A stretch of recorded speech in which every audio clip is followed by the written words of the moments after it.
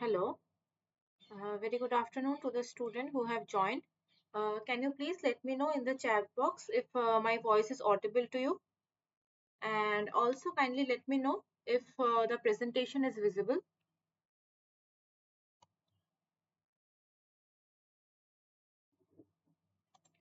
Okay, thank you for the confirmation. We will wait till it's 4 p.m. and then we will start today's session.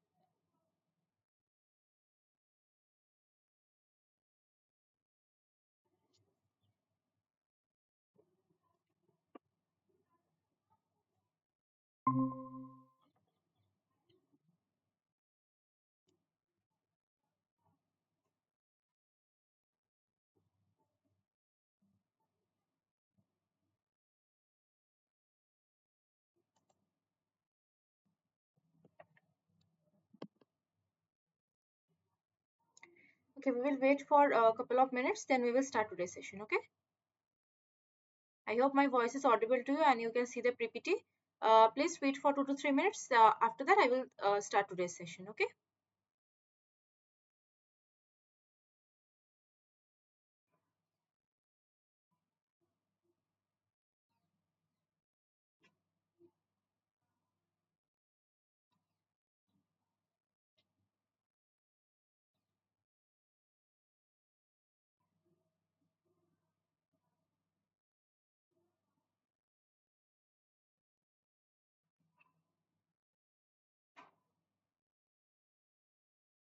Okay, so it's 4 p.m. I think I can start the session. So, very good afternoon to the students. I hope my voice is audible to you and you can see the PowerPoint presentation. If not, please let me know through the chat box. Okay. Uh, so, uh, Very good afternoon again. My name is Mousumi Deb. I'm the PMRF fellow from the Department of Chemistry and Chemical Biology, IIT ISM Dhanbad. I'm your TA for this NPTEL course of Medicinal Chemistry, and today it is our week 7 live session. So before starting the session, I want to point out few things that there will be this kind of live problem solving session every week, and the schedule for the class is on every Friday from 4 to 6 p.m. These sessions will be live on Google Meet platform. The link is this one. This link is will be remain same throughout our course, entire course. Okay, so you can just write it anywhere and you can save it. This Google Meet link, you can use the same link to join every Friday class, which is scheduled from this 4 p.m. to 6 p.m. window. And if any network disruptions happen from iSide, please wait for a few minutes. Do not leave the session immediately. I will try to rejoin as soon as possible. And if there is any network issue from your side, so you can rejoin at any time. I am recording the session. Okay, since I'm recording the session, you will be shared with this recording after the class, so there will be no problem if you miss anything due to the poor network connection. You don't need to worry. You can just rejoin at any time at the in the during the session. During these classes, the students can post your queries and doubts through the chat box. Okay, because I'm recording the session, I have muted your microphones and cameras, but the chat box is always on. Okay, and I will be monitoring the chat box every now and then. So if you have any doubt or any query, please you can let me know through the chat box. Okay. And but if still after the class you have any doubt or any query which was not solved in the class, please let me know through the email. I will share my email ID also at the end of the session. And as I have already mentioned it, that this presentation and class recording both will be shared with you after the session. Okay. So today, as I have mentioned, it is our week 7 live session. So what we will do is today is we will discuss the week 7 course content, but through the MCQ questions. Okay, so like every week we have designed the live sessions in such a way that every week I will show you around 15 to 20 MCQ questions related to that particular week's content. And every question we will be followed by 4 options, and you have to figure out which of the following will be the correct answer, and you have to let me know in the chat box that A, B, C or D, which of the following options will be the correct for the particular question. Okay, there is no marks or any kind of marking is not there, so even if your answer is wrong, it doesn't matter. Okay, there will be no negative marking and all, so you can just answer freely during the class. And answering during the class is very important, otherwise I will not know that if you are following my class or not. And this after you after seeing your answer, after checking your answers, I will show you the correct answer and we will discuss that particular topic in detail. So every question will be followed by a detailed discussion of that particular topic, and I will discuss it in a way that so that if there is any need for writing subjective kind of answers during your final examination, so you can do it easily. Okay, so that we will do. So today it is our week 7 live session. So let us see first what is the week 7 course content. So week 7 course contents are like this. We have drug administration routes. Okay, so we will discuss about the different routes through which the drug is administered in the body. Administration of the drug is the first part of the ADME, which is the pharmacokinetics. Okay, now, so first is the drug administration. After that, the drug will be absorbed. So this part is related to that ADME, first step of the ADME, we can say. After that, we will discuss a little bit about finding about the lead molecule. I have already, I think, discussed what is a lead molecule, I think in a very first class of medicinal chemistry. But today we will discuss in detail how the lead is found out, what are the experiments which are required to find a lead.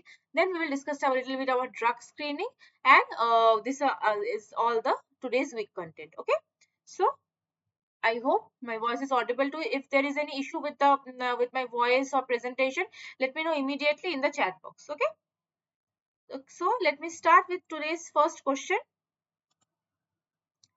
The first question of today's session will be this: administration of methotrexate in childhood leukemia uses dash. You have to fill in the blanks in question. Your options are: number A, intrathecal injection; number B, transdermal administration; number C, intravenous injection; number D, ocular administration. You have to find out what is the correct mode of drug administration for the particular drug methotrexate which is used in childhood leukemia. Your options are: number A, intrathecal injection; number B, transdermal administration; number C, intravenous injection; number D, ocular administration.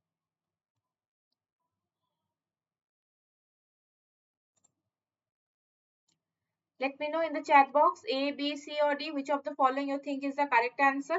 I will wait for some time. I will give you like 2 to 3 minute time, then I will check the chat box.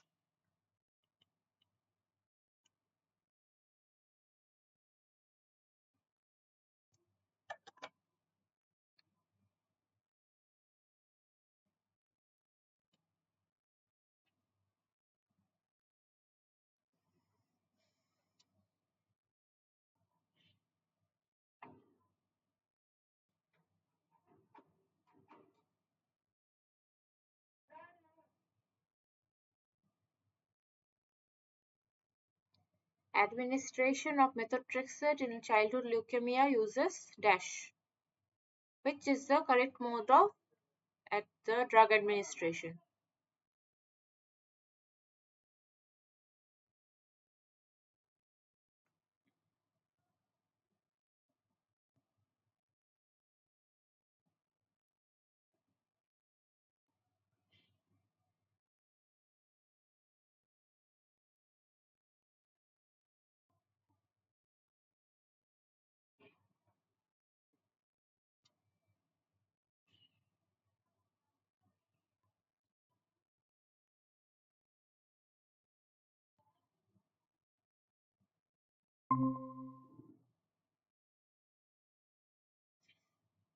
So, what will be the correct answer for problem number 1?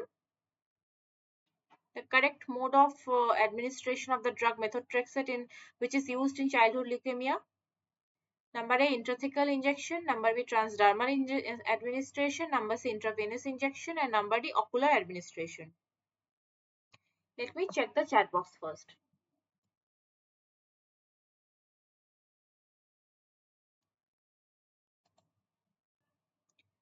Okay, I have two answers. Both are saying it is number B. Let me check if number B is the correct answer or not. So the correct answer is it is number A, which is the intrathecal injection. So first let us learn about different mode of drug administration. Okay, so first let us discuss what is the intrathecal injection. So basically intrathecal injection means the drug is injected into the spinal cord. Okay, bacterial agents that do not normally cross the blood-brain barrier are often administered in this way. Intrathecal injection are used to administer methotrexate in treatment of childhood leukemia in order to prevent the relapse in the CNS. Okay, so this intrathecal injection are basically is the injecting the drug directly to the spinal cord. Now first let us discuss about different type of the drug administration route. So the drug administration route, like it can just start from our from our face, from different organs, which are first is the air. Okay, so it is known as the otic. So like in the otic, which means the drug administration through the ears. Okay, so it can be tropical, it can be intra cochlear, or it can be intra tympanic. Then it can be ocular. Ocular means through eyes. It can be done by through drops, ointments, implants, inserts, or contact lenses. Then we have very important route, which is the oral administration route, means via tablet, capsule, thin film, syrup, or solutions. We have nasals, means through our nose, which can be drops and sprays. It can be rectal or vaginal, through the gel, tablets, ointments, or so on. Or it can be inhalation, dry powders, liquid spray, or aerosols. Like it can be injection form, it can be intravenous injection, intramuscular injection, intra-arterial injection, or intrathecal injection, or through the topical or transdermal. Transdermal means on skin, okay, through ointment, gel, creams, patches, or microneedle. Okay, so on the skin, it is known as the transdermal or topical. Injection can be intravenous through the vein, intramuscular through the muscle, intrathecal through the spinal cord, and so on. And so these are the different routes of the drug administration. So intrathecal injection is basically the injection into the spinal cord. Now it is very frequently used in situations where you have a bacterial infections in the brain, and administering an antibacterial drug is not very useful because it does not cross the blood-brain barrier. So you give this intrathecal injection so you can avoid crossing the blood-brain barrier. Intrathecal injection also used to administer anti-cancer drug methotrexate. Okay, so correct answer was number A, intrathecal injection. So now I will move to the next problem. Problem number 2 says GNT is given to heart patients. What is the mode of administration of this drug? Your options are number A, oral, number B, intravenous, number C, sublingual, number D, nasal. Again, I will repeat, GNT is given to heart patients. What is the mode of administration of this drug? Number A, oral, number B, intravenous, number C, sublingual, number D, nasal.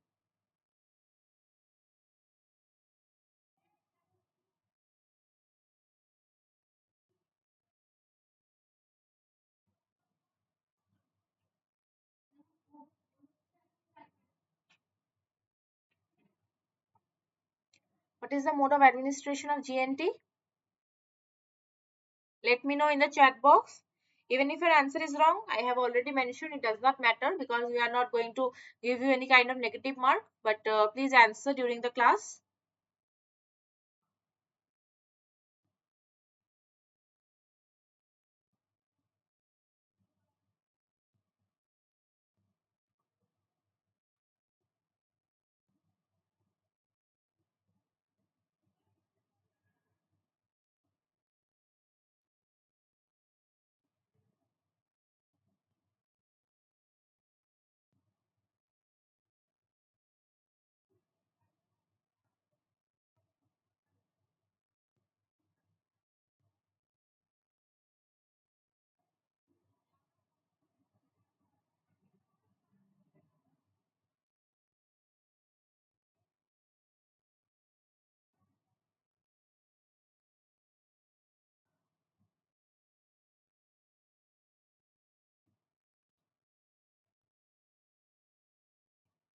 I will give you 1 more minute, then I will check the chat box.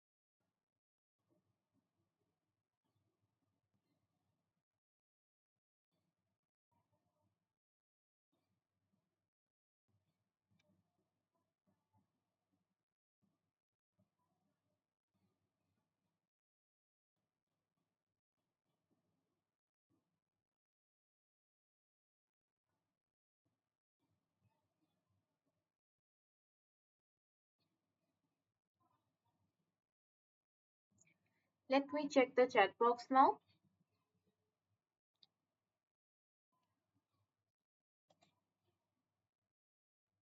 Okay. So I have got 3 answers, 2 number A and 1 number C.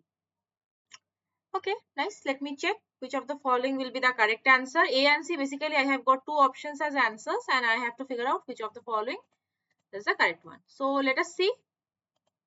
So GNT, which is a medicine for heart patients, the mode of administration of this drug will be, it is number C, sublingual. Okay, very good. So I had seen one number C there. So oral is also, in a term it can be correct. So just I will show you. So first let us discuss what is the sublingual mode of drug administration. So this is the structure of GNT, which is the glyceryl trinitrate. Okay, so some drug can be absorbed through the mucous membrane of the mouth or nose, and they can avoid the digestive or metabolic enzymes. Okay, so this is especially relevant when you are looking at the heart patients. They take the glyceryl trinitrate and they place it under their tongue, which is called the sublingual administration. So what is the advantages of sublingual administration? It is economical, quick transmission, fast pass avoided, drug absorption is quick. And what is the disadvantages? Unpalatable and bitter drugs, irritation of to the oral mucosa, large quantities cannot be given, few drugs are absorbed. Okay. So basically, sometimes what happens, the drug, if you are giving that particular drug in a oral through a oral mode of administration, the drug may not may go to the stomach, and all there are digestive metabolic enzymes and digestive enzymes, so they can actually break the drug to some let's just say some unstable or toxic compounds or so on, or it decreases the half life of the drug. Okay, so it do not have that particular time to action.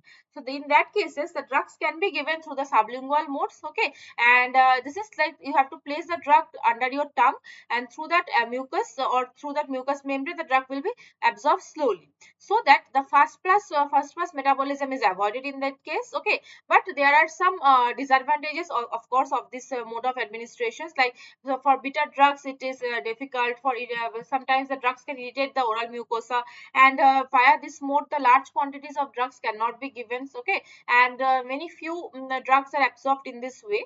So these are the disadvantages, and these are the of the sublingual mode of administration. Okay, so yeah, correct answer was number C. Now I will go to the problem number 3.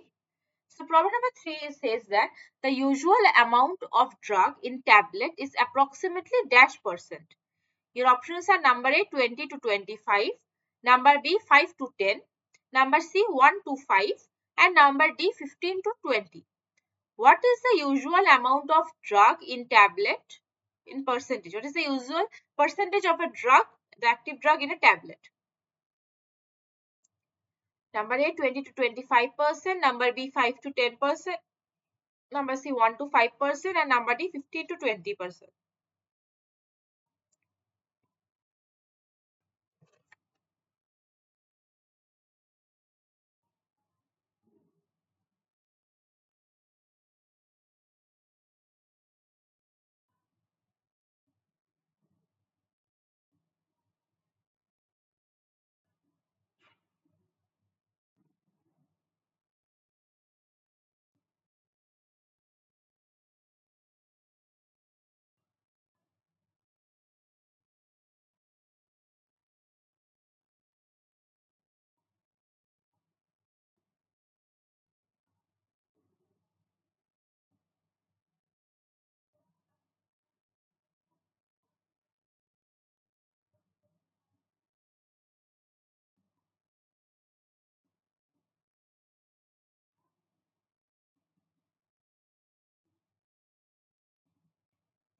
What is the usual amount of drug in a tablet? What is the usual percentage of the drug?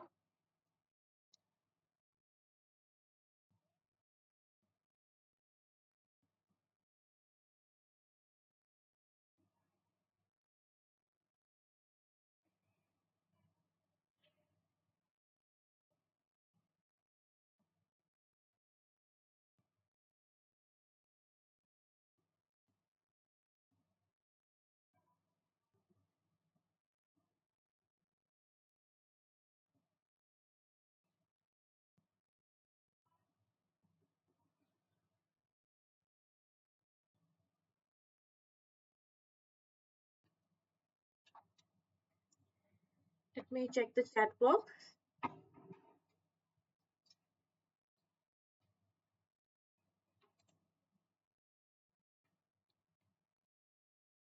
Okay, so I think I have got couple of answers. Number A, number B, number I think I have got these 3 answers. Okay, 2 answers are saying it is number B, one is saying it is number A. Let me check which of the following will be the correct answer.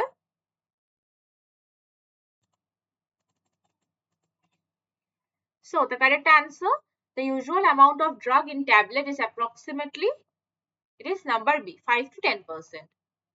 So basically, A tablet is a compressed preparation that contains about maybe 5 to 10% of the drug and about 80% of other fillers. Okay, and there are some disintegrants, lubricant, gradants, and binders, and so on, and about 10% of the compound which ensure easy disaggregation and dissolution of the tablet in the stomach or intestine.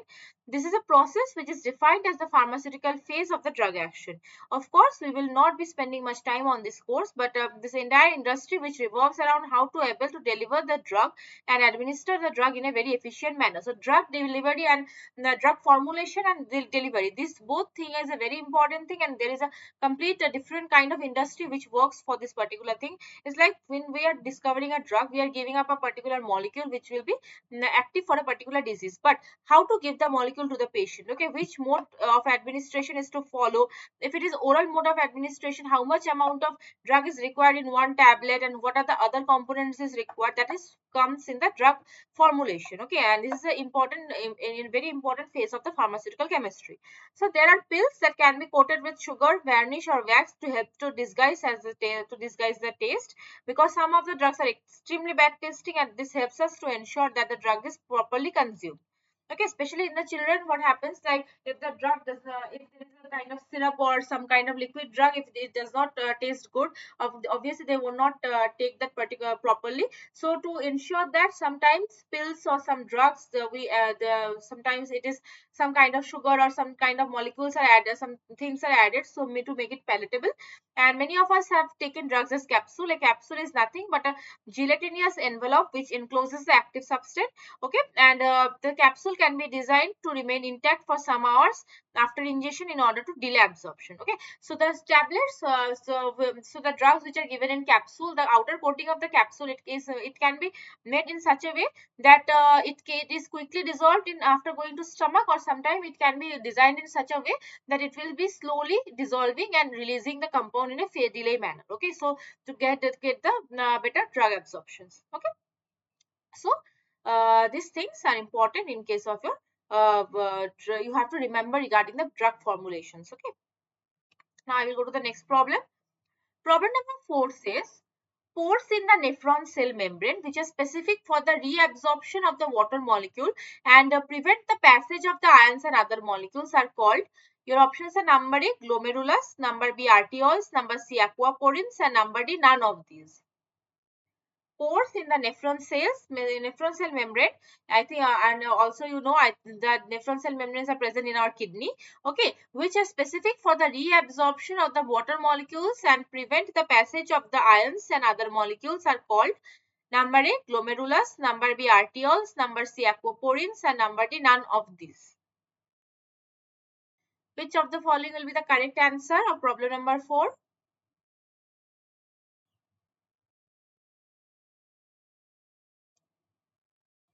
Pores in the nephron cell membrane which are specific for reabsorption of the water molecules and prevent the passage of the ions and other molecules are called what?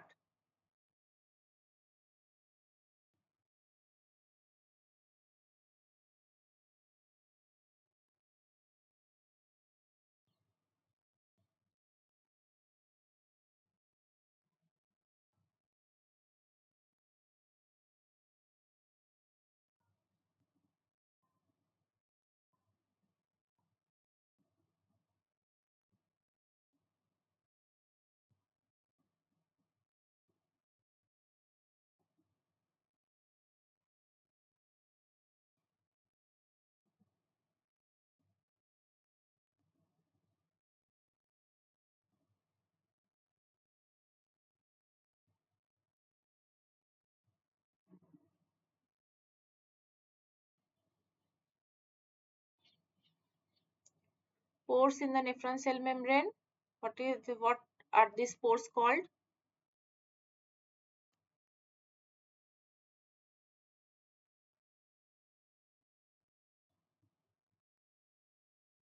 I will wait for a minute, then I will check the chat box.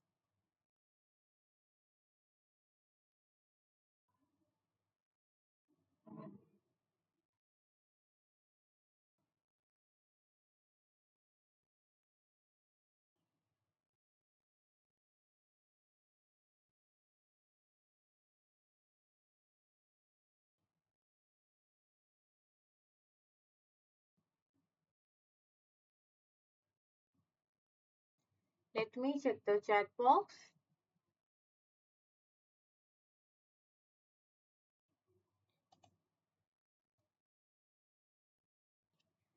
Okay, so I think I have got some answers. One is saying number A, then I have number C, and also I have number C, number A, number A. So I have three number A and two number C. So basically two options are majorly given, number A and number C. Now I have to check which of the following will be the correct answer. So A and C, glomerulus and aquaporins are both are the given answer. Let me check which of the following will be the correct one. So the correct answer will be, it is number C, aquaporins. So basically, the nephron is surrounded by a rich network of the blood vessels carrying the filtered blood away from the glomerulus, permitting much of the contents of the nephron to be reabsorbed into the blood supply. Okay, most of the water that was filtered into the nephron is quickly reabsorbed through the pores of the nephron cell membrane, which are specific for water molecules and bar the passage of the ions and other molecules. These pores are made up of the protein molecules known as the aquaporins. Okay, aquaporins selectively conduct the water molecules in and out to the cell while preventing the passage of the ions and other solutes. Aquaporins are integral membrane pore protein. Aquaporins are also called the water channels, are integral membrane proteins from large family of major intrinsic proteins that form pores in the membrane of the biological cells, mainly facilitating the transport of the water between the cells. The cell membrane of the variety of different bacteria, fungi, animal and plant cells contain the aquaporin through which the water can flow more rapidly in and out of the cell by diffusing through the phospholipid bilayer. Six membranes spanning alpha helical domain with both carboxylic and amino acid terminal on the cytoplasmic side. Two hydrophobic loops contain conserved asparagine protein and alanine motif. Okay. So the pores and the ions, the proteins which is making the spore are known as the aquaporin. Okay, glomerulus is a different thing. That will not be this particular the pores of the nephron cell. Okay, and the main important points of the aquaporin which you need to remember is that it selectively conducts only water molecule in and out while preventing the passage of other molecule, other ions and solutes, and it is these are the integral membrane pore proteins. Okay, so these things you have to remember. So the correct answer was number C. Okay. Now I will go to the next problem. So problem number 5, it says that which of the following statement is false regarding the renin-angiotensin system? Your options are number A, aldosterone is a steroidal hormone. Number B, vasoconstriction is caused by the action of angiotensin 1. Number C, aldosterone enhances the retention of sodium and water in the blood. And number D, bradykinin is destroyed by ACE, or which is the angiotensin converting enzyme. Read all the options very carefully. All the statements are related to the renin-angiotensin system. Okay. And this renin-angiotensin system is very critical because it controls the blood pressure of our body. So, this vasoconstriction and vasorelaxation. So, among these four statements, you have to identify the statement which is incorrect. Okay. Again, I will repeat the statements. Number 8 says that aldosterone is a steroidal hormone. Number B, vasoconstriction is caused by the action of angiotensin 1. Number C, aldosterone enhances the retention of sodium and water in the blood. And number D, bradykinin is destroyed by ACE or angiotensin converting enzyme.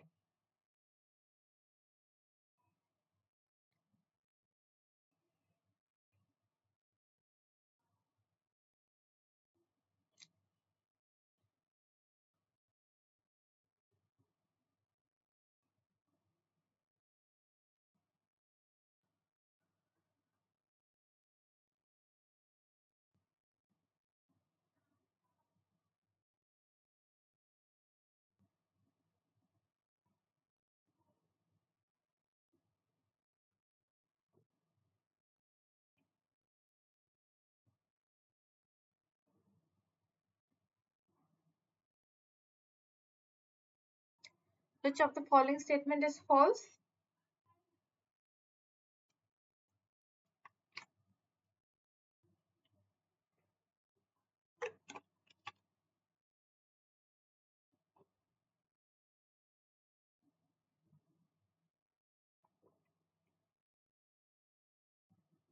Let me check the chat box.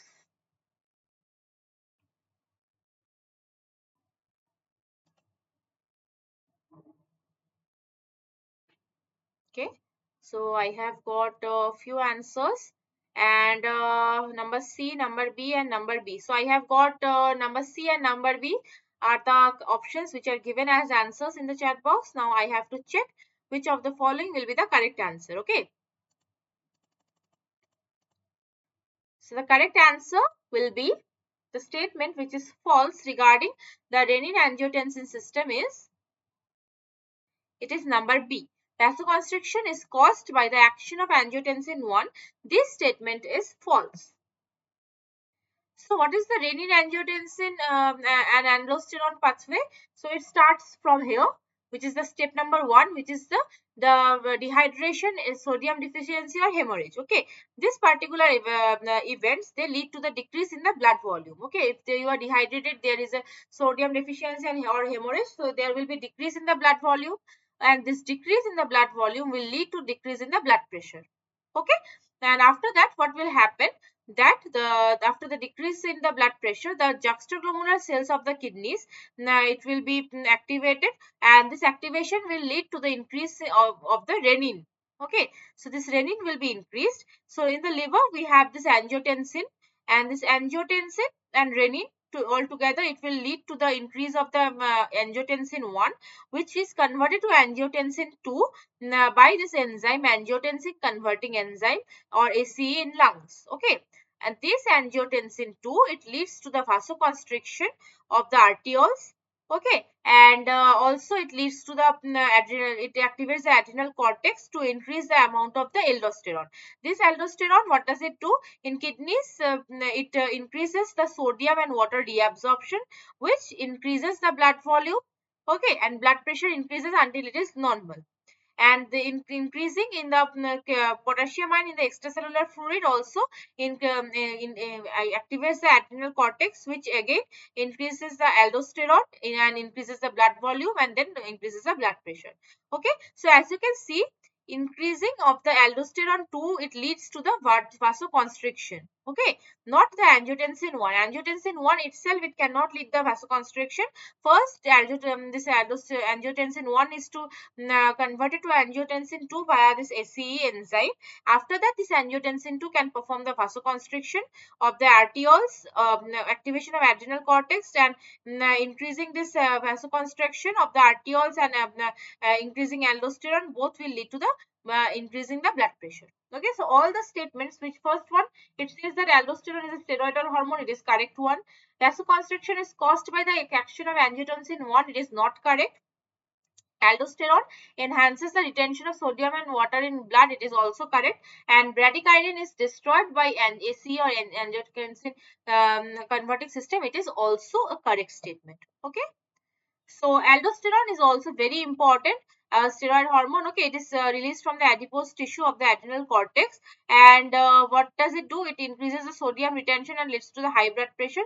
And sometimes what a very excess amount of aldosterone is also not good. It leads to the very high blood pressure or hypertension, and this hypertension leads to the arterial stiffening and arteriosclerosis, then oxidative stress, damage to DNA and vascular remodeling, renal fibrosis, and proteinuria, chronic renal function, cerebrovascular disease or stroke, or fibrosis, SCH, and so on.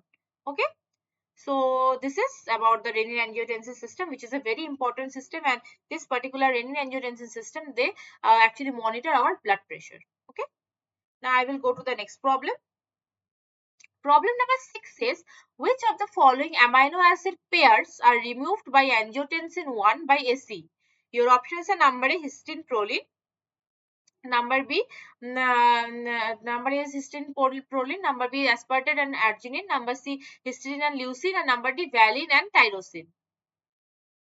So when I have already mentioned that angiotensin 1 is converted to angiotensin 2 by ACE, so during that conversion, some portion or some amino acid of that particular angiotensin 1 is removed by ACE enzyme, and that it is converted to angiotensin 2. Now you have to identify the correct pair of amino acid which is removed from the angiotensin 1. Your options are number A, histidine proline, number B, aspartate arginine, number C, histidine leucine, and number D, valine tyrosine. Let me know in the chat box, A, B, C or D, which of the following will be the correct answer.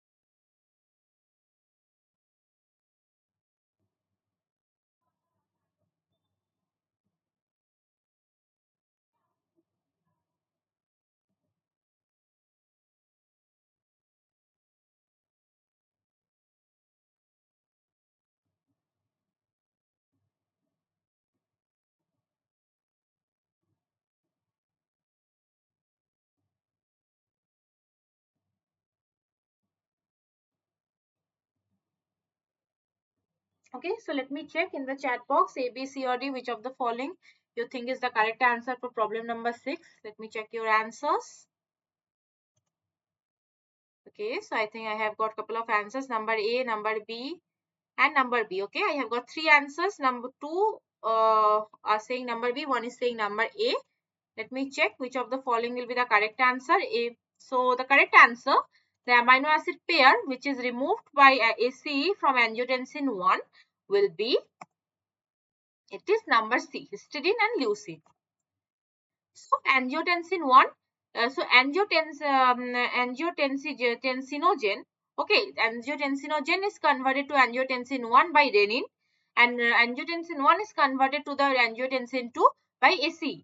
Okay, and angiotensin 2 is the potent vasoconstrictor. So this is the biological pathway through which the synthesis of angiotensin 2 happens. So angiotensin 1, as you can see, it is a 1, 2, 3, 4, 5, 6, 7, 8, 9, 10.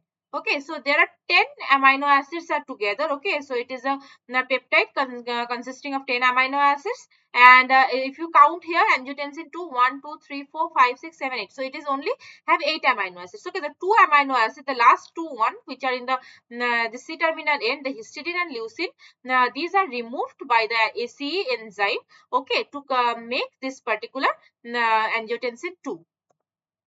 So angiotensin converting enzyme or ACE is a key component of the biosynthetic pathway that generates the hormone angiotensin 2. The pathway involves the conversion of angiotensinogen to angiotensin 1 catalyzed by the enzyme renin, followed by the conversion of the angiotensin 1 to angiotensin 2 catalyzed by ACE. Angiotensin 2 is a potent vasoconstrictor which results the increased blood pressure, and so drugs that block the synthesis or actions of this hormone can act as an antihypertensive. At present, there are three main categories of drugs affecting the biosynthesis or action of the angiotensin 2. There are renin inhibitor, ACE inhibitor, and angiotensin 2 receptor antagonist. In the case, so this is a different thing. So the design of ACE inhibitor demonstrates how it is possible to design drugs for a protein target in a rational manner, even if the structure of the target has not been determined. ACE is a membrane-bound enzyme which is difficult to isolate and study. It is a member of the group of the enzymes known as the zinc metalloproteases, and it catalyzes the hydrolysis of the dipeptide fragment from the end of the decapeptide from called angiotensin 1 to give the octapeptide to angiotensin 2. Already, which I have I have mentioned. Okay, this angiotensin 1 is a decapeptide and angiotensin 2 is the octapeptide. Two last amino acids are removed by ACE enzyme. So angiotensin 2 is an important hormone that causes the blood vessels to contract, resulting in the rise in the blood pressure. Therefore, ACE inhibitors are potent antihypertensive agents because they inhibit the production of angiotensin 2. Although the enzyme ACE could not be isolated, the design of ACE inhibitor was helped by the studying the structure and mechanism of another zinc metalloprotein known as the carboxypeptidase. Okay, so the correct answer was the number C. Now I will go to the next problem. So problem number 7 says losartan is a dash type of antihypertensive drug. Your options are number A diuretics, number B beta blocker, number C ACE inhibitor, and number D AT1 blocker. So losartan, it is a particular drug which is used to lower the blood pressure in case of the hypertension or high blood pressure. Okay, so there are several type of hypertensive agents. There are a couple of different classes: diuretics, beta blockers, ACE inhibitor, AT1. Both all the fours are the different type of antihypertensive drug. You have to let me know that losartan is which type of antihypertensive agent: diuretics, beta blocker, ACE inhibitor, or AT1 blocker. A, B, C, or D, let me know.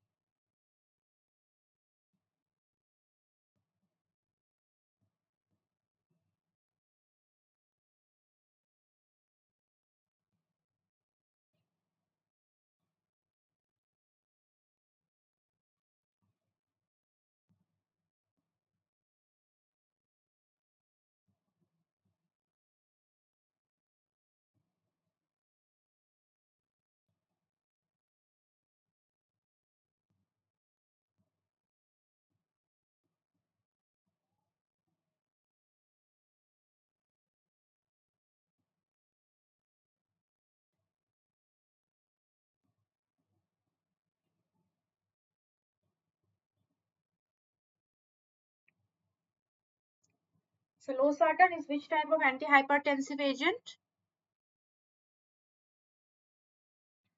Let me check the chat box.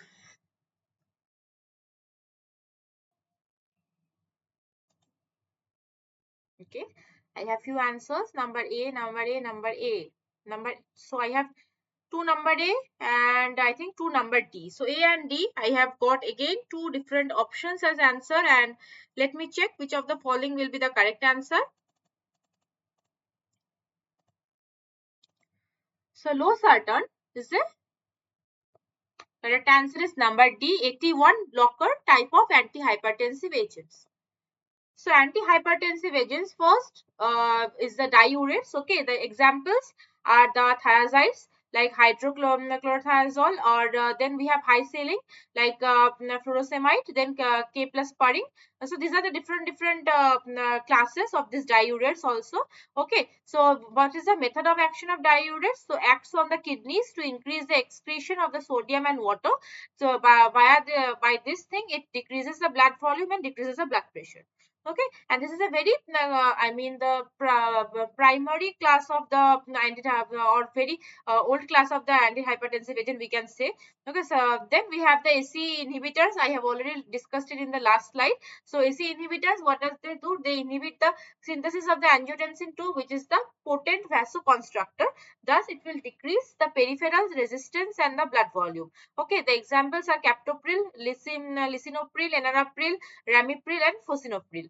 Then we have the 81 blockers, which blocks the which blocks the binding of the angiotensin 2 to its receptor. Okay, so in this case, now what does AC inhibitors do? They are not, I mean, they are inhibiting the synthesis of angiotensin 2. Okay, when we are using the AC inhibitor, the angiotensin 2 is not synthesized.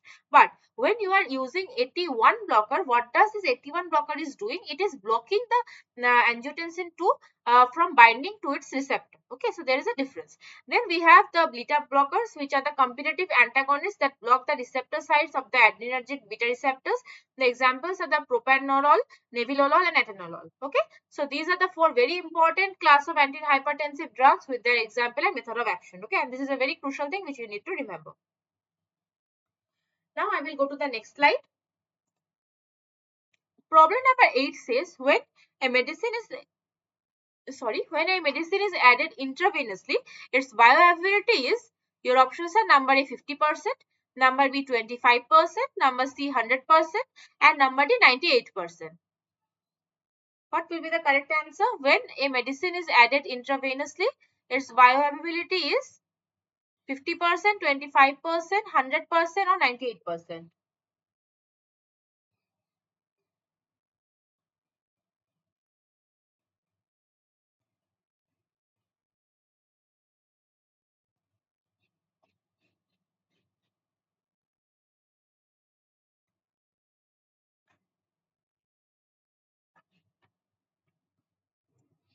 When a medicine is added intravenously, what is its bioavailability?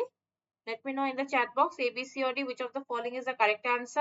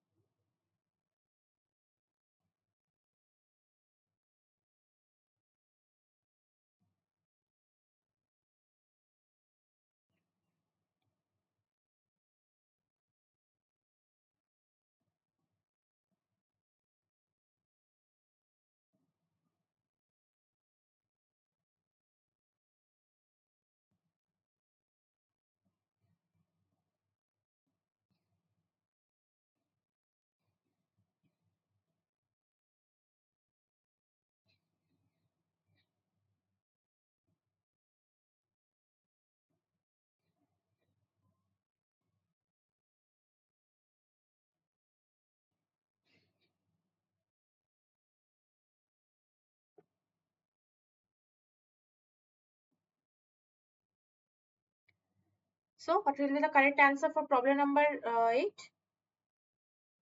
Let me check the chat box.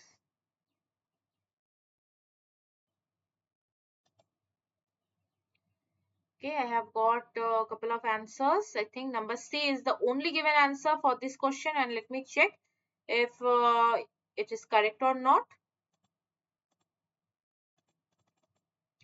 So when a drug is given intravenously, its viability is, yes, it is number C, it is 100%. So, but in pharmacology, bioavailability, which is abbreviated as BA, or F is also denotes the bioavailability, is a subcategory of the absorption and is the fraction or percentage of an administered drug that reaches to the systematic circulation. This one is very important. Okay, the fraction or percentage of an administered drug that reaches to the systematic circulation. By definition, when a medication is administered intravenously, its bioavailability is 100%, because whenever you are giving a drug directly through the venous, means you are injecting the particular drug, or you are giving the drug is reaching to the systematic circulation then and there. Okay, so there is no it's not like when you are having a tablet or some capsule, it is reaching to your stomach, it is getting disintegrated by the enzymes and so on. After that, some fractions of drug reaches to your systematic circulation, but it is not in the case of the intravenous one. Whenever there is an intravenous injection, so its bioavailability is 100%, because directly the drug is reaching to the systematic circulation. There is no fraction of drug which is getting wasted through the metabolism, or through the your digestive enzymes or so on. Okay, so that is the thing. So viability, this is the fraction of the absorbed into the systematic circulation is the drug's viability. So this is so viability, there is a formula. Okay, the formula viability is like this. It is the area under curve. So this is a drug. Okay, this is a graph which is very important. So here in the y axis we have the plasma concentration of drug in plasma, and in the x axis we have time. So as you can see, during the as the time is going on, that when is in case of the intravenous thing, okay, when is the intravenous injection, initially the plasma drug concentration is very high and gradually it decreases. But when there is a there is no intravenous, I mean when there is a normal by oral method, okay, so what happens for so the drug plasma concentration of drug increases gradually and then decreases. So this is the area under the curve for the complete for the intravenous one, and this is for the your normal thing. So you have to just make it the ratio and you take it the 100%. Okay, so for example, this is the for a normal example. So there is another term which is very important, which is bioequivalence. So bioequivalence is the term in pharmacokinetics used to access the expected in vivo biological equivalence of the two proprietary preparation of the drug. Two products are said to be bioequivalent. It means they would be expected to be, for all intent and purpose, is the same. Okay, so remember what is bioavailability, what is the formula of bioavailability. This one is very important, and also this thing is very important, that bioavailability is 100% when there is an intravenous injection or intravenous application. Okay, now I will go to the next problem. So, problem number 9 says, if the bioavailability, or which is the F of the digoxin is a 0.55 milligram tablet is 0.40, compared to the bioavailability F of 0.80 of the this digoxin elixir, which has the concentration of 0.09 0.07 milligram per ml. Calculate the dose of the elixir equivalent to the tablet. Again, I will repeat. The bioavailability of the 0.55 milligram tablet is 0.40, whereas bioavailability is 0.80 in case of an elixir which has a concentration of 0.07 milligram per ml. Now calculate the dose of elixir equivalent to the tablet. Your options are number A 3.928 ml, number B 8.758 ml, number C 3.339 ml, and number D 5.066 ml. Which is the correct dose of the elixir equivalent of the tablet? It is a mathematical question, so try to solve it. Write in your copy and try to solve it, and then let me know. I will give you some time for this solving this problem. After that, I will show you the answer, and I will show you how to solve this kind of mathematical questions regarding to bioavailability.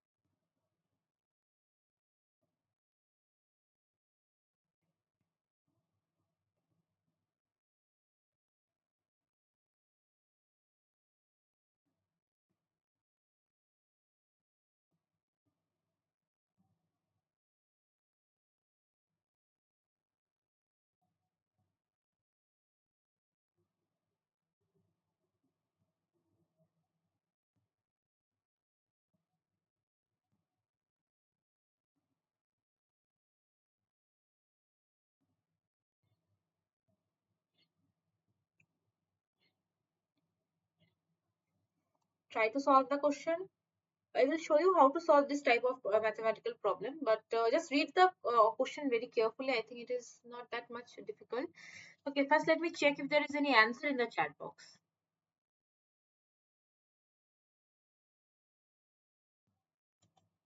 Okay, very good. I have got two answers. One is saying number B, one is saying number A. So very good that you have tried. Let me now check if the answer is correct or not. So I have got two answers. One is number A and one is number B, I think. Right. So let me check. So the correct answer will be, it is number A, 3.928. Now how to solve this type of problem? So it is very easy. So, this particular drug which is bioavailable from the tablet, what is bioavailability? 0.40. And what is the drugs, I mean the particular, sorry, so for the particular weight of the drug is 0.55 milligram, right? So what is the bioavailability? So the bioavailability will be 40% of the 0.55 milligram tablet, which means 0.55 into 0.40, which is 0.22 milligram. Okay, so now it says that the same bioavail is per ml of the elixir will be, so this, if the viability has to be same, so the same bioavailable per ml. So in 1 ml of elixir we have 0.07 mg, right? And the viability of that elixir is 0.80. So what is the particular quantity? What is the amount of the drug which is available from per ml of elixir? It is 0.07 mg into 0.80, which is 0.056 mg. Okay, so 0.056 mg is available from 1 ml of elixir. So for this elixir to be equivalent to the tablet, so from tablet we are getting 0.22 milligram. So we have to find out 0.22 milligram is available from 0.22 divided by 0.5056 equal to 3.928 ml. Okay. Again, I will repeat. If you have any problem, please let me know. Did you understand how I solved this particular question? Or do you have any problem? If you have any problem, I will repeat this question. Okay. So do I need to repeat it or it is understandable? Let me know in the chat box. Did you get how I solved that particular question? Or do I need to repeat it? Yeah, sure. I will repeat it. So basically, okay, sorry. So basically, the question, it has mentioned one thing. If you read it clearly, so that viability of that particular drug from a 0.55 mg tablet is 0.40. So viability is, what is the viability? Is the amount of drug which is reaching to the systematic circulation, right? So from a 0.55 milligram tablet, if 40% means 0.40, if viability means it's 40%, right? So 40% of this 0.55 milligram tablet is reaching to the systematic circulation, which means the quantity which is reaching to the systematic circulation is 0.55 into 0.40, which is 0.22 milligram. Okay. Now the elixir means a liquid. Okay, the drug, if it is giving in a solution manner. So the solution, it has a concentration of 0.07 milligram per ml, means 1 ml of solution contains 0.07 milligram of drug. Now for this solution, the bioavailability is 0.80. Okay, so what will be the amount or the quantity of the drug which is reaching to the systematic circulation? It will be 0.7 milligram into 0.80 equal to 0.056 milligram. Means if I give you 1 ml of this elixir, you will get your systematic circulation, this particular amount of drug will reach. Okay, which is obviously which is less than the tablet form. So to make this elixir dose equivalent to this 0.055 milligram tablet, so what we need to find out, that this 0.22 milligram which is we are getting from the tablet, which is reaching to the systematic circulation from the tablet. Okay, this much of drug will be present in how much quantity of the particular elixir. Okay, so since 0.56 milligram is available in 1 ml of elixir, so 0.22 milligram is available is 0.22 divided by 0.056 equal to 3.928 ml of the elixir. So now, is it understandable? Is it now clear? Or so when I will share this slide, no, if you practice it 2 to 3 times, I think it will be more clearer to you. Okay, fine, it is clear. So thank God. So this is very easy actually. You just have to practice it couple of times. This kind of mathematical questions are very easy, but just you have to practice and you have to read the options very carefully, or read the exam, question very carefully. So now I will go to the next problem. Again, we have a sorry. Even we have a mathematical question. It says that a patient received a single intravenous dose of 570 mg of a drug substrate that produced an immediate blood concentration of 13.5 milligram per liter. Calculate the apparent volume of distribution. Your options are 0.0017 per liter, number B 0.0740 per liter, number C 47.4 liter, and number D 42.2 liter. A patient received a single intravenous dose of 550 milligram of drug substrate that is produced an immediate blood concentration of 13.5 mg per liter. So calculate the apparent volume of distribution. Again, I will give you some time, think and then try to solve the question.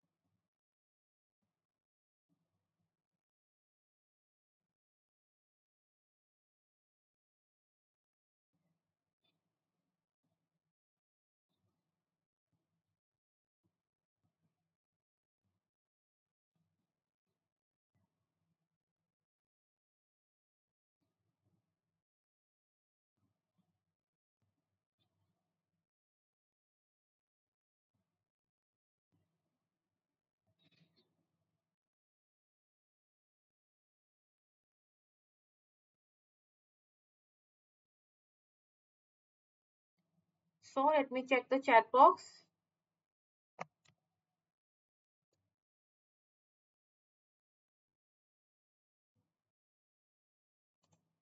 Okay. I have got a couple of answers, number B, number D. So I have two different answers. One is saying it is number B, one is saying it is number D. So different options as answer. Now I have to check which of the following will be the correct answer.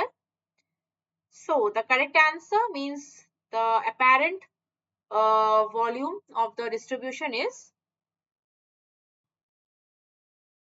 one second. Yeah, so for, okay, 1 minute.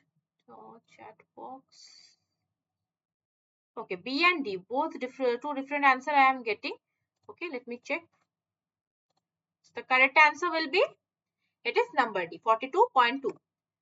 So what is volume of distribution? Let us first understand. Okay, so the apparent volume of distribution, or VD, measures how the well a drug is distributed outside the vascular space, and it is defined as the VD of a drug represents the degree to which the drug is distributed in the body tissue rather than the plasma.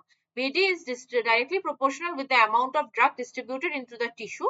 The higher the volume of distribution indicates that the greater amount of tissue distribution.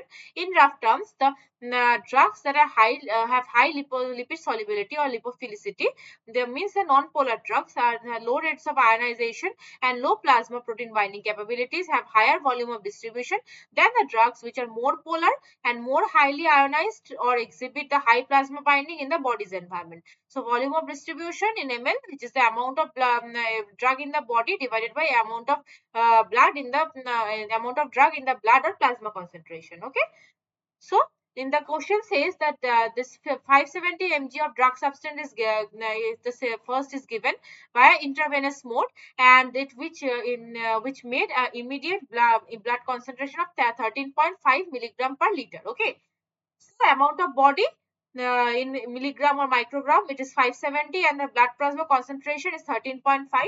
So the volume of distribution will be 570 milligram divided by 13.5 milligram per liter, which is 42.2 liter. So if you check the the particular unit, you can say there is a per liter, right? Means liter inverse. But volume itself indicates the unit will be like of volume, the unit. So this is another way. If you are not very sure how to solve a question, by looking at the units, sometimes you can figure out what will be the answer. Okay. So number D was the correct answer. Now, my next question. It says if an AUC means, I have already mentioned, it is the area under the curve, of an oral dose of the drug administered is 7.52 milligram per ml per hour, and the intravenous dose is 17.5 milligram per ml per hour. Calculate the bioavailability of the oral dose of the drug. Your options are number A 13%, number B 70%, number C 5%, number D 43%. Already I have mentioned how to calculate the bioavailability in our, I think, a couple of slides before, when I was discussing the area under the curve. So if you have noticed it correctly, or if you have paid attention, I think you can solve this question very easily and correctly. If AUC of an oral dose of a drug administered by a tablet is 7.52 milligram per ml per hour, and intravenous dose is 17.5 milligram per ml per hour, calculate the bioavailability of the oral dose of the drug.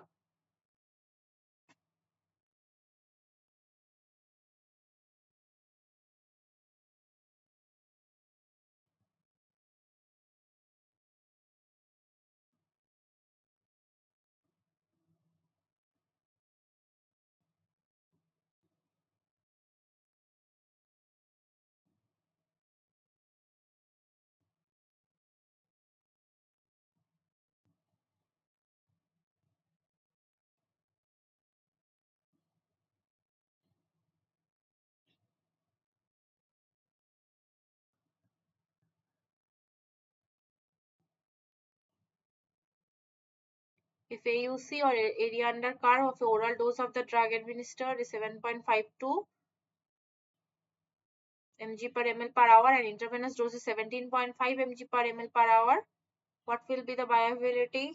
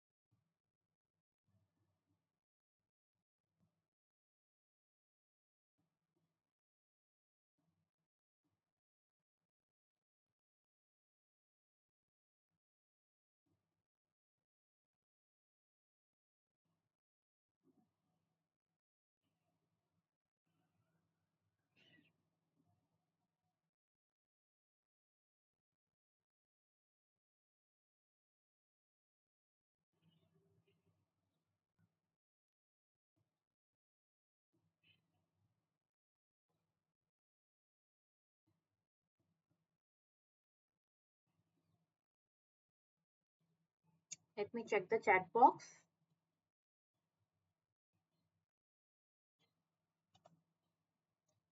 Okay, so I have answers. All are saying it is number D. Okay, 3 answers I have received, and all 3 are saying it is the number D. Let me check if number D is the correct answer or not. So the correct answer will be, yes, it is number D, 43%. So basically, already I have mentioned that when a systematic availability of the drug administered orally is determined in comparison to its intravenous administration, that is the bioavailability. Okay, so the types of standard use, intravenous dose is selected as a standard, intramuscular dose of the poorly water soluble drugs, so an oral solution used in certain situation. So the bioavailability of a drug may be determined by the comparison of AUC data of the particular dosage form against the intravenous form. Okay, so bioavailability equal to AUC is the dosage form divided by intravenous form. So as the question suggests, The dosage form is by the constant, this particular area under curve is 7.52, and through the intravenous it is 17.5. Okay, so the answer will be 7.52 divided by 17.5, which is 0.423 or 43%. Okay, now I will go to the next problem. Problem number 12 says the following diagram, this diagram represents the phenomena of SPR, which is the surface plasmon resonance. What is represented here by B? As you can see here, there is a diagram which is describes this phenomena of SPR. Okay, so there is a A here, there is B here, there is a detector is there is a C here and D here. Okay, and all these things are here mentioned. So you have to identify what is represented by this B. Your options are: number A, monochromatic plane polarized light; number B, flow of the buffer solution; number C, receptor; number D, evanescent wave. Number A, monochromatic plane polarized light; number B, flow of the buffer solution; number C, receptor; and number D, evanescent wave. What is B in this diagram? I will give you some time. Let me know in the chat box A, B, C or D which of the following you think is the correct answer or correct representation of B. After that, I will show you the answer and we will discuss about the SPR. What is SPR phenomena, how it works and all. We will discuss after that.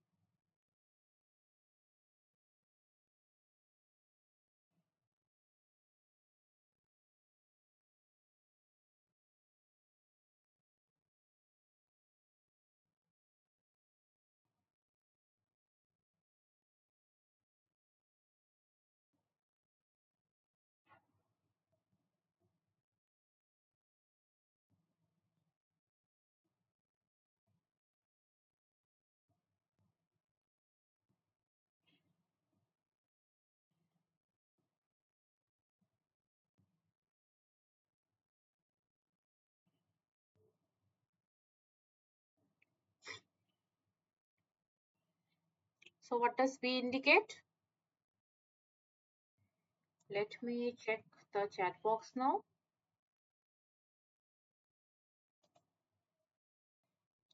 Number A, number A, number A. Okay. All are saying it is number A. Let us see and let us discuss. So the correct answer will be yes, it is number A, monochromatic plane polarized light. So basically this particular layer, this is the A, which is denoted by A, is the immobilized ligand. Okay, so this one, this which is the dot, as you can see, like a arrow, which is the immobilized ligand. Okay, so this is the dextran layer of 100 nanometer, and this is the gold layer of 50 nanometer. This is the glass plate. Okay, this is the detector, and this is the monochromatic plane polarized light. This blue one, which is denoted by D, is the evanescent wave. This C is the flow of the buffer solution. Okay, so these are the things which are in this figure. So now let us understand what is the SPR phenomena. So basically, surface plasmon resonance or SPR is an optical method of detecting when a ligand binds to its target. The procedure is patented by Pharmacia Biosensor as the Biocore and makes use of the dextran coated gold surfaced glass chip. A ligand that is known to bind to the target is immobilized by the linking to the covalently to the Destron matrix, which is in a flow of the buffer solution. Monochromatic plane polarized light is shown at an angle of the indices of alpha from below the glass plate and reflected back at the interface between the dense gold coated glass and the less dense buffer solution. However, a component of the light is known as the evanescent wave that penetrates the distance about one wavelength into the buffer or Destron matrix. Okay, and normally all the light, including evanescent wave, is reflected back. But if the gold flame is very thin, this thin film, then a fraction of the evanescent wavelength and the angle of incidence is exactly right, then evanescent wave interacts with the free oscillating electrons known as plasmon of the metal plane. Okay.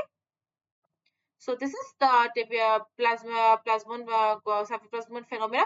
Just prepare it like a short note or something. You can just remember it. And also this diagram is very important. Okay, this SPR phenomena and this diagram is very, very important. Okay. So now I will go to the next problem. So problem number 30. So now, till now we were discussing about the different modes of the drug administration and so on. So now what we will discuss about the lead discovery, the experiment which are used for the same. Okay, and all these things. So first question is like number 13, which says that what is meant by the lead compound in the medicinal chemistry. Okay, your options are number A drug containing the element lead. Number B, the leading drug in a particular area of medicine.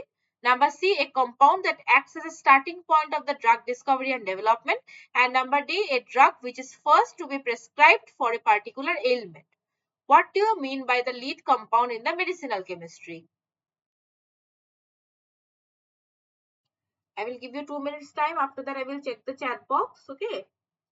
So let me know what do you mean by the lead compound in medicinal chemistry. Already lead discovery and so drug discovery, all these things I think we have discussed in our very first second lecture itself. But here we will just discuss in a little bit elaborated manner. So first let me know what do you mean by a lead compound in medicinal chemistry. A, B, C or D, which of the following statement is the correct one?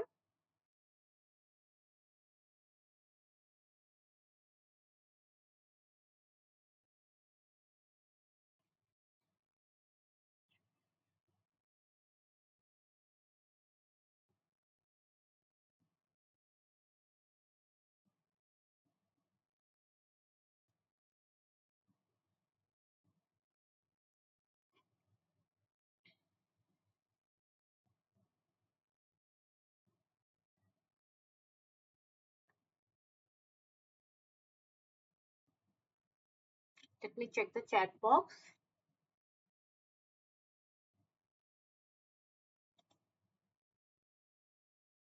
Okay, number C, number C. I have two answers. Both are saying it is the number C.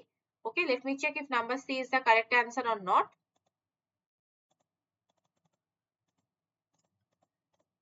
So the correct answer is yes, it is number C, a compound that acts as a starting point of the drug design and development. So lead compound, the compound demonstrating a property likely to be therapeutically useful. The level of the activity and target selectivity are not crucial. Used as a starting point for the drug design and development. Found by the design, like molecular modeling or NMR, or by screening of compound of like natural and synthetic libraries. Need to identify a suitable test in order to find the lead compound.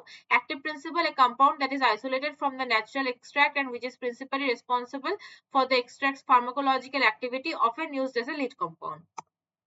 So this is the drug discovery cycle. First, the compound collections. So compounds are collected via molecular modeling or NMR or natural or synthetic libraries. Then primary assays are done like high throughput screening, in vitro screening. Then secondary counter assays, counter screen, bioavailability, toxicity studies, and metabolism. All these things will give us a lead compound. After on this lead compound, we have to perform the structure activity relationship or SI relationship. So sometimes the compound can directly go to the clinical to be the clinical candidate, or we have to find a lead compound which will go to the structural and characterization. After that, we have the design, chemical synthesis, and all the assays are repeated to get the final clinical candidate. Okay, so this is the basic drug discovery and development cycle. So now I will go to the next problem. Problem number 14 says, according to the fragment-based drug discovery, which of the following parameters are incorrect for the fragments to be used in the lead compound? Your options are number A, molecular weight greater than 300, number B, no more than 3 rotable bonds, number C, C log P value equal to 3, number D, no more than 3 hydrogen bond donor and hydrogen bond acceptor. According to the fragment-based drug discovery, which of the following parameters are incorrect for the fragments to be used in the lead compound? Number A molecular weight greater than 300. Number B, no more than 3 rotable bonds. Number C, C log P value equal to 3. Number D, no more than 3 hydrogen bond donor or acceptor.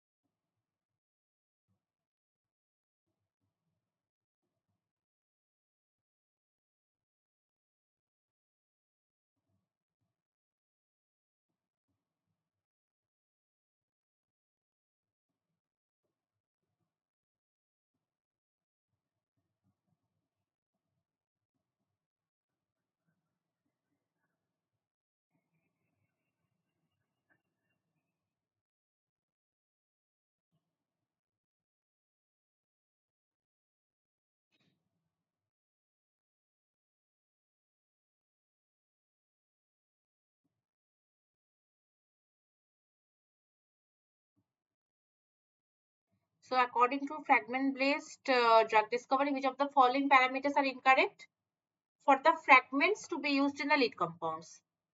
Number A, molecular weight greater than 300. Number B, no more than 3 rotable bonds. Number C, C log P value equal to 3. Number D, no more than 3 hydrogen bond donor or acceptor.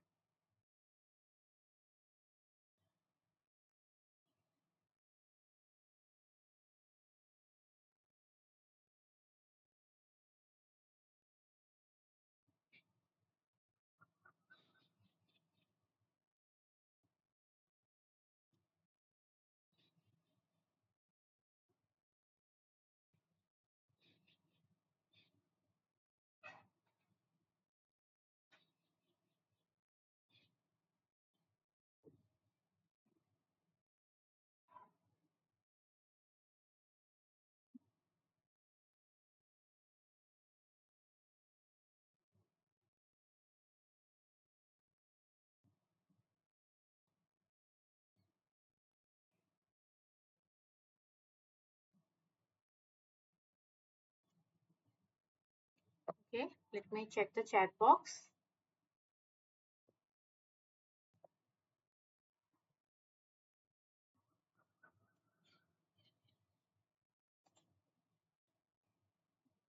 Number B. So I have two number B as the answer. Let me check if number B is the correct answer or not.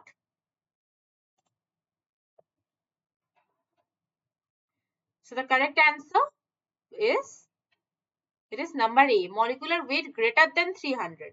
Okay, so last week we had discussed regarding the Lipinski's rules, right? So that rule is different from this particular parameters, which for the, so that was for the better oral availability of the drug, when better bioavailability of the drug, the Lipinski's rule comes. But here we have asked about the fragment-based drugs discovery to identify which the parameters for the fragments, okay, in the lead discovery. So basically, what should be the properties of the lead compound, which is very important thing to which you have to understand. So some of the lead compounds that have been isolated from the natural sources have sufficient activity to be used directly in the medicine without serious side effects, or for example, morphine, quinine, and paclitaxel. However, most of the lead compounds have low activity or unacceptable side effects, which means the significant amount of the structural modification is required. If the aim of the research is to develop an orally active compound, certain properties of the lead compound should be taken into account. More orally active drugs obey the rules laid down by Lipinski's rule of 5 or Weber's parameter. A study of a known orally bioactive drugs and lead compounds from which they were derived demonstrated that equivalent rules for a lead compound should be more stringent. This is because the structure of the lead compound almost certainly has to be modified and increased both in terms of the size and hydrophobicity. The suggested properties for a lead compound are that it should have a molecular weight of 100 to 350 AMU and a C log value, C log P value of 1 to 3. Okay, and C log P is a measure of how hydrophobic the compound is. In general, there is an average and increase of the molecular weight of 80 mu and increase of the one of the C log P when going to the lead compound to the final drug. Studies also show that the lead compound generally has a fewer aromatic rings and hydrogen bond acceptor compared to the final drug. Such consideration has to be taken account when deciding which lead compound is to use for a project and for the if the such structures are available. Another approach is making the decision is to calculate the binding on the ligand efficiency of the each potential lead compound. This can be done by dividing the free energy or binding of the each molecule by the number of non-hydrogen atom present in the structure. The better ligand efficiency, the lower is the molecular weight of the final optimized structure is likely to be. Moreover, if you have a choice of the lead compounds, the most suitable one is the necessary one not to be most potent. So for fragment based drug discovery, a rule of 3 has been suggested for the fragments to be used. A molecular weight less than 300, no more than 3 hydrogen bond donor, no more than 3 hydrogen bond acceptors, C log P value equal to 3, no more than 3 rotable bonds, and a polar surface area of 16 Armstrong squared. Okay, so the first statement which says that the molecular weight greater than 300, this statement is incorrect. Okay, because clearly as you can see, molecular weight should be less than 300. Okay, the hydrogen bond donor acceptor number should be not more than 3. No more than 3 hydrogen bond donor or acceptor, as I mentioned. No more than 3 rotable bonds. C log P value also be 3 and the polar surface area equal to 60 Armstrong square. Okay, so these are the parameters for a compound to be a good lead molecule. Now I will go to the next problem. Problem number 15 says, which of the following needs to be established before a search of a lead compound takes place? Your options are number A, pharmacophore, number B, structure activity relationship, number C, a bioassay, number D, patents. Which of the following needs to be established before the search for a lead compound takes place? Pharmacophore, structure activity relationship study or SAR, bioassay or patents. Which of the following needs to be established before the search of a lead compound takes place?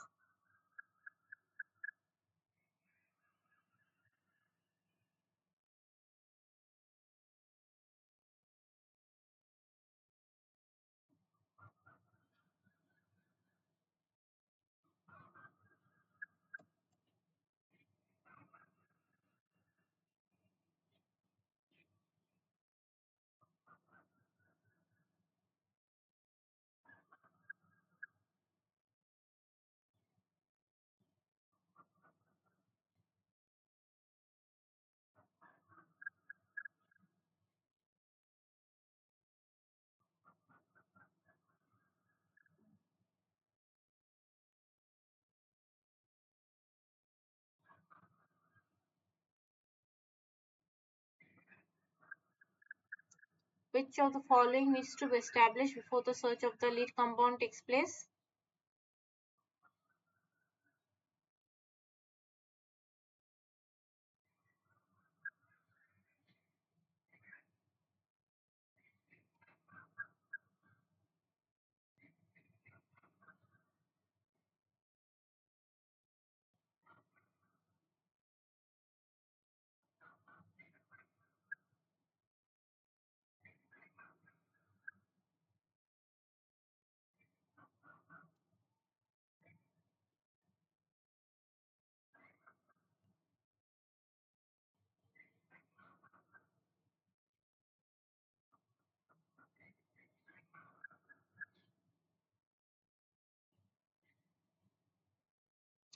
Let me check the chat box. Okay.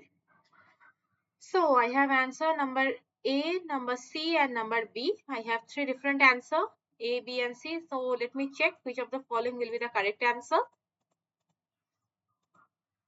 So the correct answer will be, it is number C, a bioassay. So a bioassay is first need to be established before the search of a lead compound takes place. So what is the principle of bioassay? So the basic principle of the bioassay is to compare the test substance with the international standard preparation of the same and to find out how much the test substance is required to produce the same biological effect as produced by the standard. So what are the applications? So first let us understand what is it, how to the bioassay is chosen. Okay, so choosing the right bioassay or test system is crucial to the success of the drug research program. The test should be simple, quick, and relevant, as there are usually a large number of compounds to be analyzed. Human testing is not possible in such an early stage, so the test has to be done in vitro. For example, on isolated cells, tissues, enzymes, or receptors, or in vivo on animals. In general, in vitro tests are preferred over in vivo tests because they are cheaper, easier and to carry out, less controversial, and they can be automated. However, in vivo tests are often needed to check whether the drugs have desired pharmacological activity and also to monitor their pharmacokinetic properties. In modern medicinal chemistry, a variety of tests are usually carried out both in vitro and in vivo to determine not only whether the drug candidates are acting at the desired target, but also whether they are their activity at their desired on their undesired targets. Okay, the direction taken by the projects is then determined by finding that drugs have best balance of the good activity of desired target and minimal activity on other target. In this way, there are less likelihood of million dollars of being wasted developing a drug which will either fail in clinical trials or will be withdrawn from the market with all associated legislation that might involve a fail fast and fail cheap strategy. Okay, so what are the applications of bioassay? According to several pharmacopoeias, assay is used to estimate the potency of a natural drug for which chemical method is not known or established. Standardization of drugs of natural origin like plants of animal origin whose structural origin is unpredictable. Screening of how new compound of biological activity. Estimation of biologically active substance like histamine, acetylcholine, hydroxyl and adrenaline, bradykinin, or so on. An estimation of LD50 by TD50 and LD50 presently or these parameters. Okay, so these are the applications of bioassay. So bioassay is very important. What are the principles, how it is chosen, and what are the applications? So these things you have to remember, and this is a very crucial part of the medicinal chemistry. Okay. Now let us go to the next problem.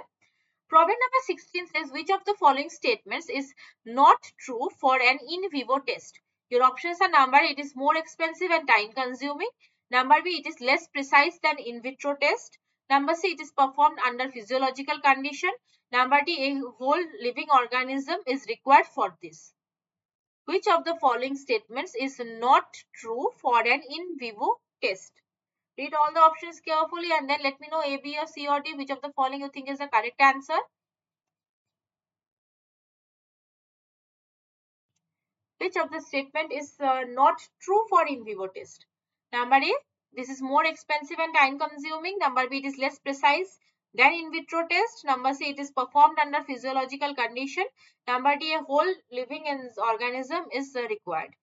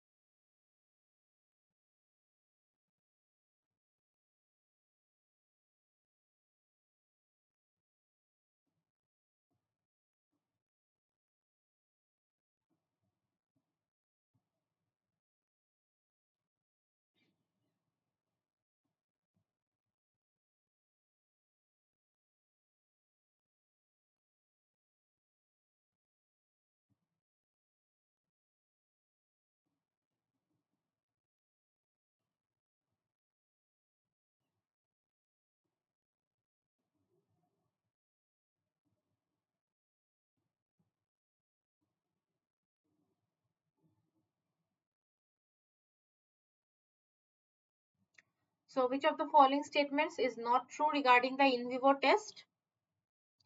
Let me check now the chat box.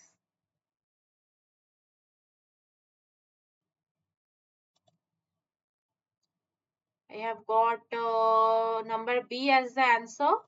Okay, let me check if number B is the correct answer. So the statement which is not true regarding an in vivo test will be, yes, it is number B, which says it is less precise than in vitro test. Now first let us understand what is the in silico, what is in vitro, and what is in vivo.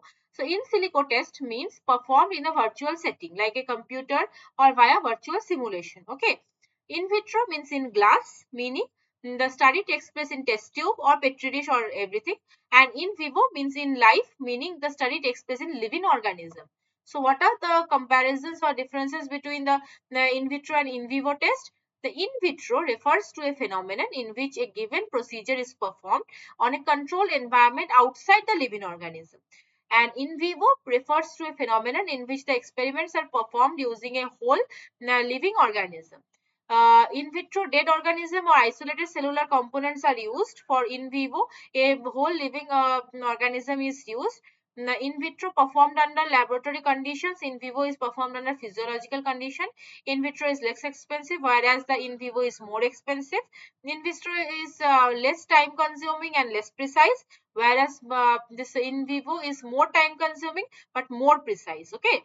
For example, cell culture experiment in petri dish and experimental and test tubes are known as are the example of in vitro test, and drug testing experiment performed by the usual model organisms such as mice, rabbit, and apes. These are the in vivo test. In vitro fertilization refers to the artificial fertilization method in which the fusion of the male and female gametes occur outside the human body, and regular fertilization mechanism in which the fusion of male and female gametes occur within the body is referred to as the in vivo fertilization. Okay. So these are the differences between the in vitro and in vivo. And in silico is another very important experiment which is followed at first, which but it is performed in a computer setting via simulation or via artificial intelligence. Okay. Now I will go to the next slide. Okay, in vivo testing also mentioned that it plays a vital role in the drug discovery involving animal testing and clinical trials. Before drug candidate is tested on the human object, it must undergo animal testing to further evaluate its toxicity, metabolism, and over expediency. Vertebrate animals such as primates, dogs, and rabbits are commonly used as the preclinical studies. Okay, so first it is in vitro, then ex vivo. Ex vivo is basically extracting the cells from the living organism and then working on them. This is known as the ex vivo. Then in vivo means directly in the organism, and after all this tested, the trial goes on, the clinical trial means on the human body. Okay. Problem number 17 says, what if the term is used for an animal composed of the cells with more than one distinct type? Your options are number A, chimeric animal, number B, transformal animal, number C, hybrid animal, number D, transgenic animal. What is the term used for an animal composed of cells with more than one distinct genotype? Chimeric, transformed, hybrid, or transgenic? Let me know in the chat box, A, B, C, or D, which of the following you think is the correct answer. What is the term used for an animal composed of cells with more than one distinct genotype? Chimeric animal, transformed animal, hybrid animal, transgenic animal?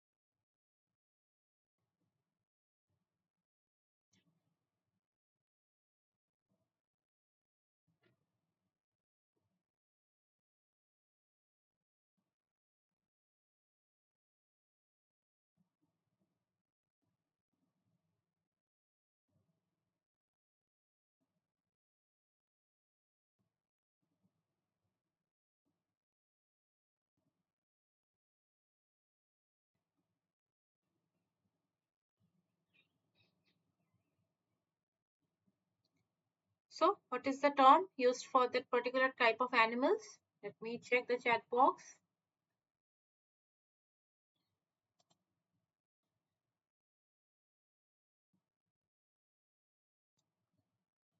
Okay, so I have only one answer which is saying it is number A. Okay, let me check if number A is the correct answer or not.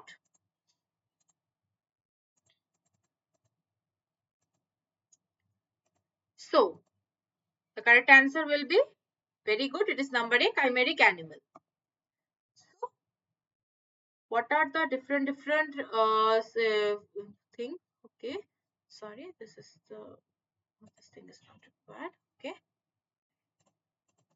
So basically, chimeric animal and transgenic animal, these two different type of animals are very important in this early discovery during the different setting up of bioassay and this different type of this experiments. So what are the definitions? Let us first see. So the chimeric organisms or chimeric animals is a single organism composed of the cells with more than one distinct type of genotype.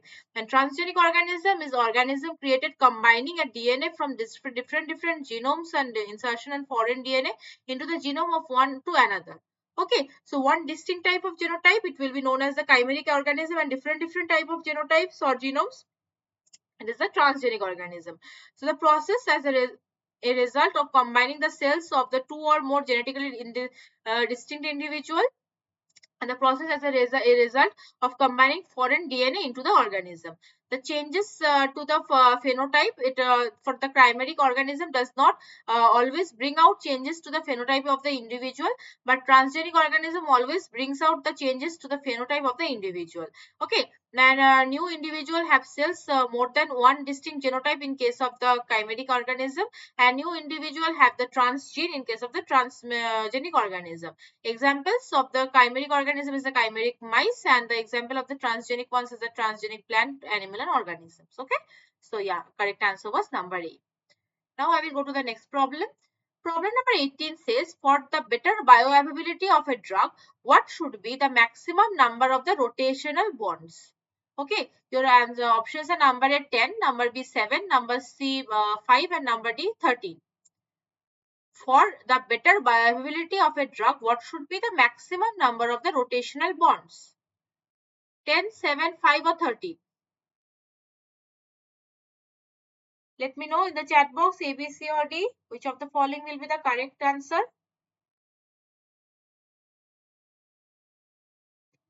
For the better bioavailability of a drug, what should be the maximum number of the rotational bonds?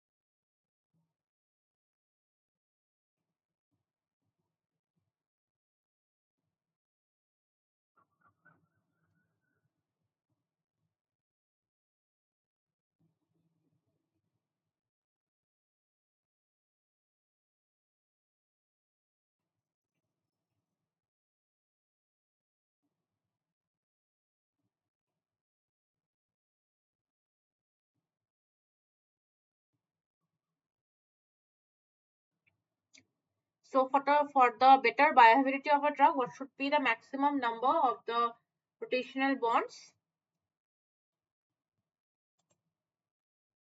Okay, I have only one answer which is saying it's number B. Let me check if number B is the correct answer or not. So the correct answer is, yes, it is number B, number 7. So basically 7 is the maximum number of rotational bond that should be present in a drug for a better bioavailability. Okay, so a rotable bond is defined as any single non-ring bond attached to a non-terminal non-hydrogen atom. Amide CN bond are not counted because they have higher barrier of the rotation. So for example, we have atenolol.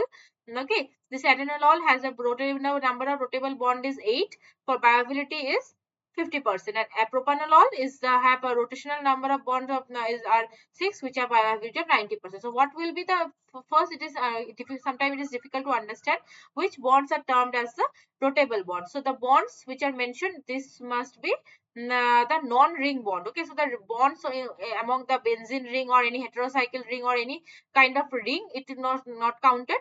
Okay, the bond should be non-terminal non-hydrogen atom. Okay, so as you can see in this molecule, this is the single bond. This is also a rotable bond. This is also rotable. This is also rotable. This is, and this is 1, 2, 3, 4, 5, 6, 7, 8. Okay, so this bond is terminal, so it is not counted. This is also terminal, it is not counted. Non-hydrogen, so N bond H, it is not counted. Amide bond is not counted because it has a higher energy of rotation or high barrier of rotation. But here in this molecule, you will see 1, 2, 3, 4, 5, and 6. We have only 6 more. Here we have 8, here we have 6. So this particular drug, it has a bioavailability of 50%, whereas this has bioavailability of 90%. And the difference is only the number of rotable bonds. So maximum number of rotational bond which can be present for is 7. Okay, not more than that. So it was the problem number 18. Now I will go to the next problem. Problem number 19 says identify the correct statement about the combinatorial chemistry. Your options are: number A, one molecule can be done at one time. Number B, it has a high risk of failure. Number C, it was developed using solution phase synthesis. Number D, it creates an impact in lead discovery and optimization. What would be the correct statement regarding the combinatorial chemistry? Number A, one molecule can be done in one time. Number B, it has high risk of failure. Number C, it was developed using solution phase synthesis. Number D, it creates an impact in the lead discovery and optimization. A, B, C or D, which of the following is the correct answer? Let me know.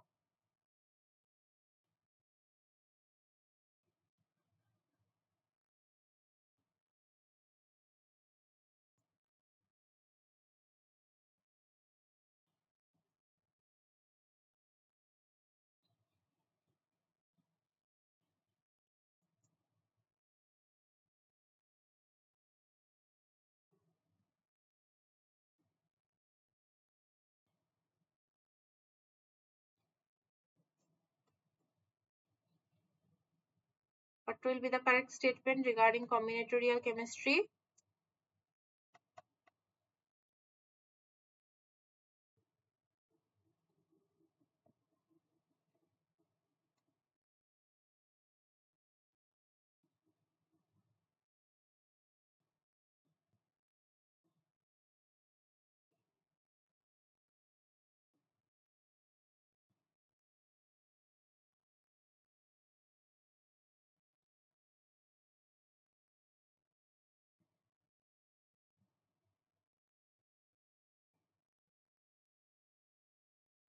Let me check the chat box.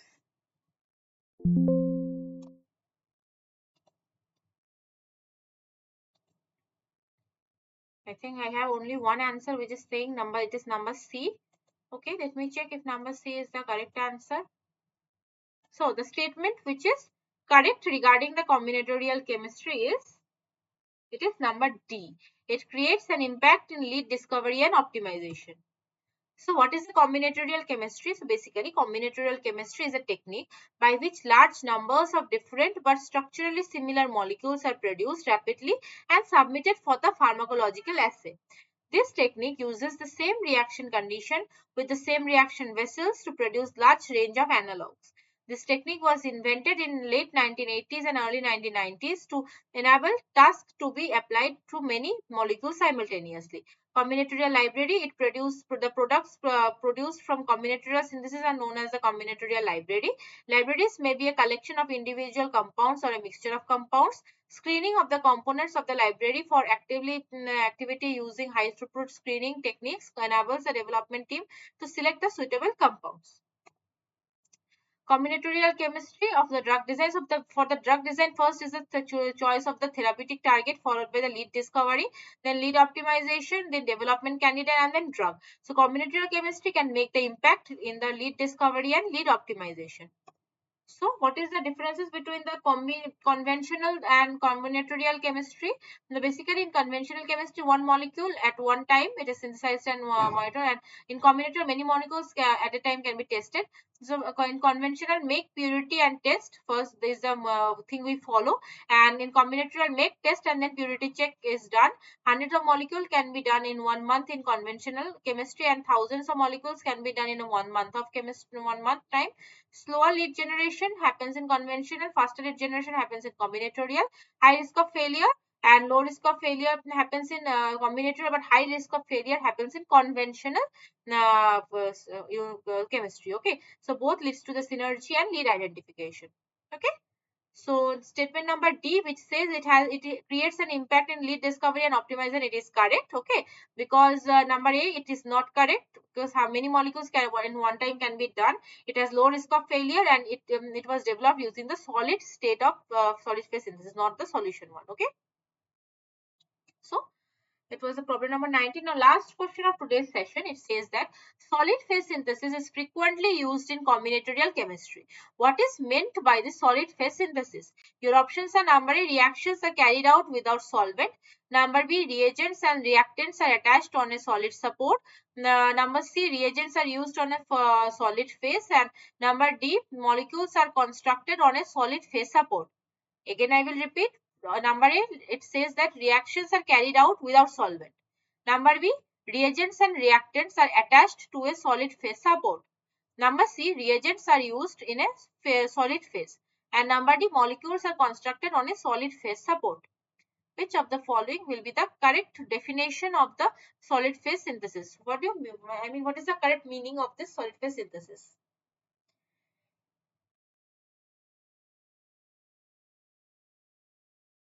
Let me know A, B, C, or D. Which of the following will be the correct answer?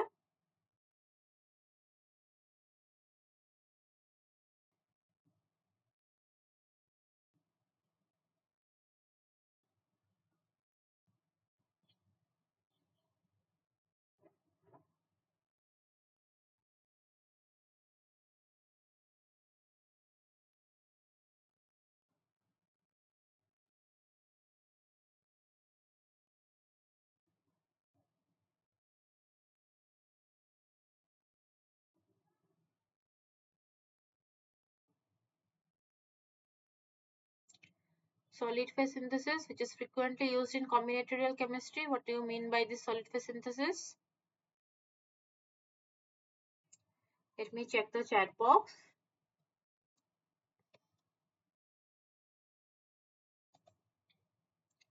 Number B, number B. So I have to answer. Both are saying it is the number B. Okay, let me check if number B is the correct answer or it is not.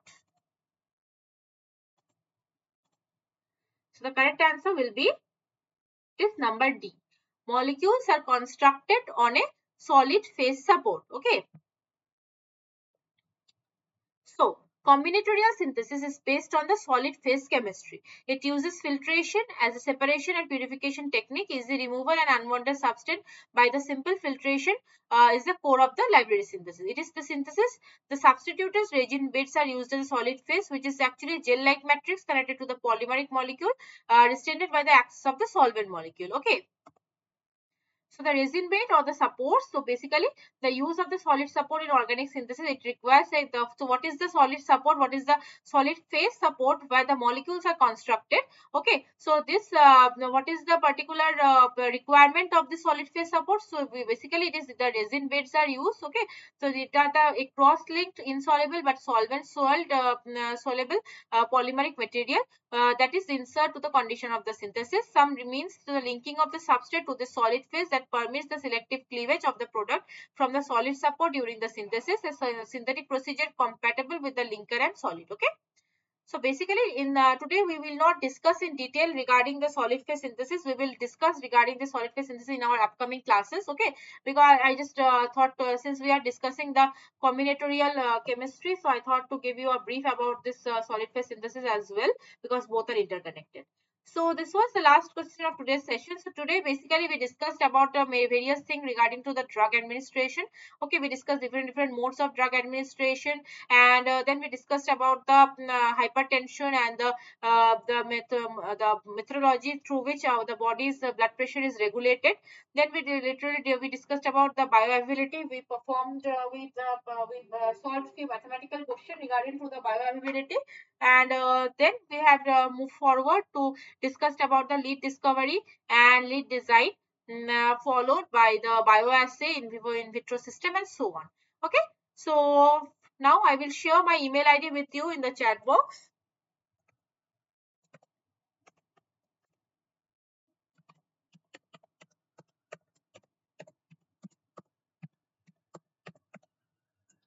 So this is my email ID. If you have any doubt, any query, feel free to reach me through the email. Today it was our week 7 live session of the NPTEL course of medicinal chemistry. After the class, I will just upload this class PPT and the class recording to the NPTEL website, where you can download these things and you can just follow. So if you have any doubt or any query, we can discuss now, or feel free to reach me through the email. So next week on the Friday from 4 p.m. to 6 p.m. we will have another class. Next week is we will discuss about the week 8 course content. Okay. Today it was our week 7 live session, and next week in our week 8 live session we will discuss the week 8 course content. So thank you all for joining. If there is any question, I will happy to answer the question. Otherwise, I will close the session for today.